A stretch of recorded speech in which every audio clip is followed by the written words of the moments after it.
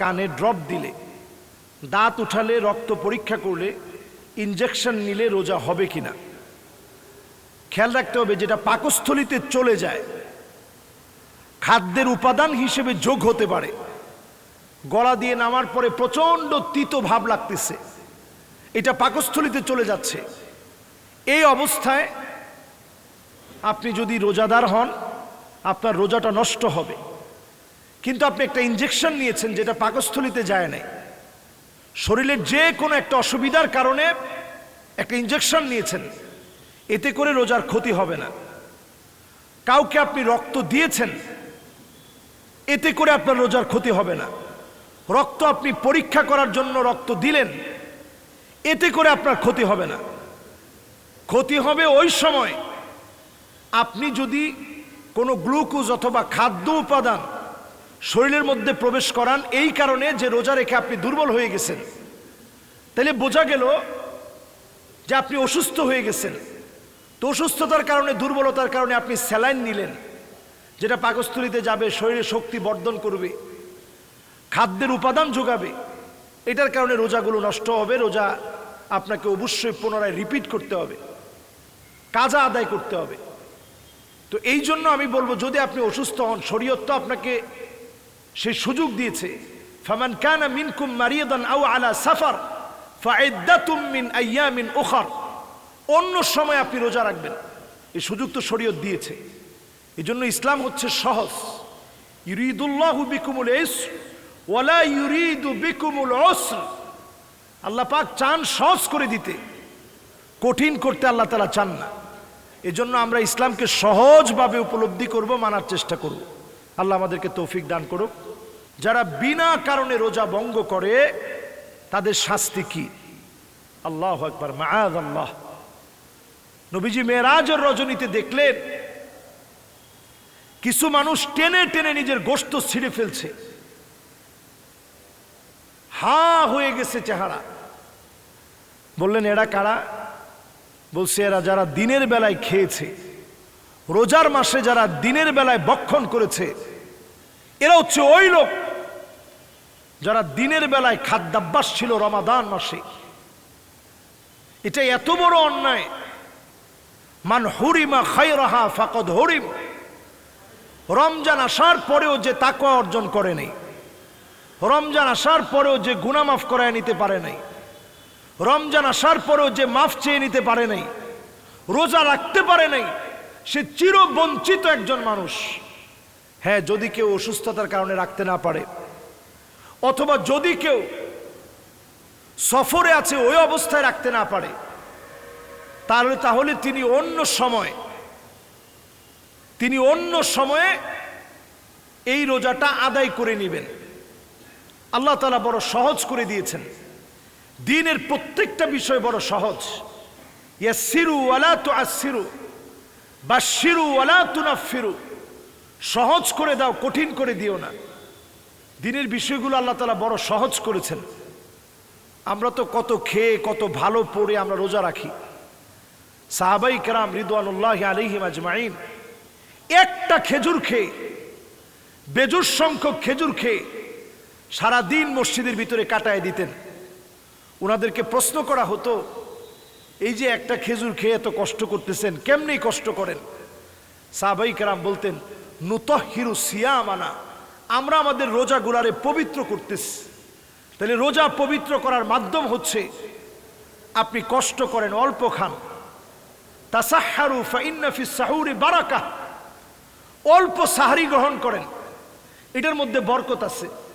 রোজা রাখার ট্রেনিং দেন। এই রমাদান আসছে গুনাহ মাফ করানোর জন্য। সুতরাং রোজার মাসে যারা রোজা রাখবে না, তারা চিরবঞ্চিত, তারা আল্লাহর কাছে ক্ষমা পাবে না, তারা মাহরুম, তারা বিতাড়িত। তারা এই রমাদান মাসে শয়তান বন্দী হওয়ার পরেও নিজের ভিতরকার মানসিক চাহিদাকে কন্ট্রোল করতে পারে নাই, নিজের শয়তানি কুমন্ত্রণাকে জাগ্রত রাখতে রাখতে রমজান পর্যন্ত জাগ্রত করে রেখেছে। এই মানুষগুলো চিরবঞ্চিত।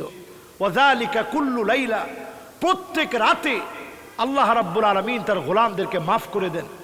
যে আল্লাহ প্রত্যেক রাতে গোলামদেরকে মাফ করেন, সে আল্লাহর কাছে রমজান মাসে রোজা রেখে ধর্ণা দেন, একটা লোকও রোজা ছাড়বেন না। আমরা অনেক সময় বলি, আরে আমার বাচ্চা তো ছোট মানুষ, ও রোজা রাখবে কেমনে? যার উপরে মা উলজিমা ফিহি কুলফা, শরীয়ত যার উপরে অর্পিত হয়েছে, তাকে ছোট মনে করার কোনো সুযোগ নেই। যখন সে বালেগ হয়েছে, তার উপরে শরীয়তের কলম লেখা শুরু হয়ে গেছে, তখন থেকে সে সেটা মেনেই কাজ করতে হবে। আল্লাহ আমাদেরকে বোঝার তৌফিক দান করুক। সিয়ামের মধ্যে মানুষের জীবনে কি কি উপকার আছে, এটা অত্যন্ত গুরুত্বপূর্ণ একটি বিষয়, যে সিয়ামের ভিতরে কি কি উপকার আছে যদি আপনি চিন্তা করেন।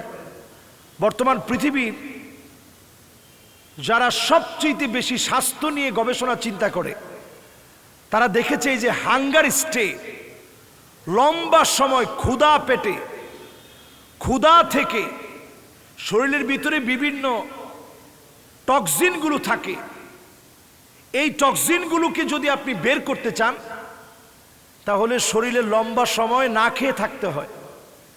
এজন্য পৃথিবীর বহু দেশে, আপনারা যত আধুনিক দেশে যাবেন, আমি এই বছর দক্ষিণ কোরিয়ায় গেছি, আরও যত জায়গায় গিয়েছি, যত আধুনিক দেশ তত দেখা যায় মানুষ খাবারকে কন্ট্রোল করছে, অনেক সময় না খেয়ে আছে। এবং সমুদ্রের পাড়ে গেলে আপনারা দেখবেন মানুষ রোদের ভিতরে না খেয়ে শুয়ে আছে, শরীর থেকে বিষাক্ত বিষক্রিয়াগুলো বের করবে। আল্লাহ রাব্বুল আলামিন এটা আমাদের জন্য ফরজ করে দিয়েছেন, কারণ একজন মুমিনকে প্রিপেয়ার্ড হতে হবে, মুমিন হিসেবে একজন মুসলিমকে প্রস্তুত থাকতে হবে। মুসলিম কখনো দুর্বল হতে পারে না, মুসলিম কখনো ভেঙে পড়বে না, মুসলিম খুব বেশি খাবে না। নবীজি সাল্লাল্লাহু আলাইহি সাল্লাম বলছেন, লা তুমলি বাতনাকা তাসাম্মুনান। এই হাদিসটা কেটে দিয়ে এখান থেকে দিতে হবে। নবীজি সাল্লাল্লাহু আলাইহি সাল্লাম বলছেন, ইন্না আকসারান নাসি শাবআন ফিদ দুনিয়া আকসারুহুম জাওআন ফি ইয়াউমিল আখিরা।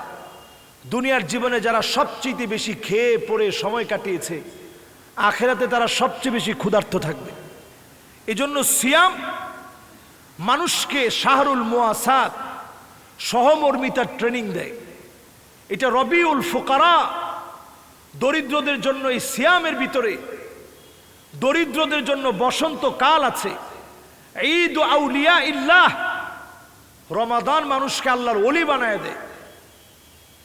হাদিসের ভিতরে আসছে, ইত্তাকিল মাহারিম তাকুন আ'বাদান নাস। শুধু হারাম থেকে বেঁচে থাকো, আল্লাহ পাক তোমাকে ওলিদের ওলি বানায় দিবে। তো আমরা যদি আল্লাহর ওলি হতে চাই, এই রমজান থেকে আমরা পাথেয় নিতে পারি। এই রমাদান মাস হচ্ছে, আপনি যদি দানের ক্ষেত্রে কল্পনা করেন, 1 টাকায় 700 গুণ, এর চাইতে বেশি সওয়াব হতে পারে। সুবহানাল্লাহ। এই মাসের উপকারের কোনো শেষ নেই। এই মাসে আপনি যা করবেন তাতে উপকার, তবে শুধু গুনাহ ছাড়তে হবে। রমজানের দাবি হচ্ছে গুনাহ ছেড়ে দেওয়া। শারীরিক সক্ষমতা থেকে শুরু করে মানসিক প্রশান্তি লাভের মাস হচ্ছে রমাদান। 720 ঘন্টার একটা ট্রেনিং সেন্টারে আল্লাহ তাআলা প্রবেশ করিয়ে আপনাকে আমাকে দিয়ে বাকি 11টা মাসকে পরিশুদ্ধ করায় দিবে এই রমাদান। এই রমাদানে রয়েছে গুনাহ মাফের অফুরন্ত সুযোগ, এই রমাদানে রয়েছে নিজেকে সুস্থ রাখার সুযোগ। এটা হচ্ছে ইবাদতের ভরা মৌসুম, যা করবেন তাতেই লাভ। এজন্য রমাদানকে আমরা প্রোডাক্টিভ করার জন্য, কার্যকর করার জন্য রমাদানে আমরা রুটিন মেনে চলি। খাওয়া দাওয়া থেকে শুরু করে সকল বিষয় নিয়মতান্ত্রিকভাবে আমরা চলার চেষ্টা করি। আল্লাহ তাআলা আমাদেরকে তৌফিক দান করুক।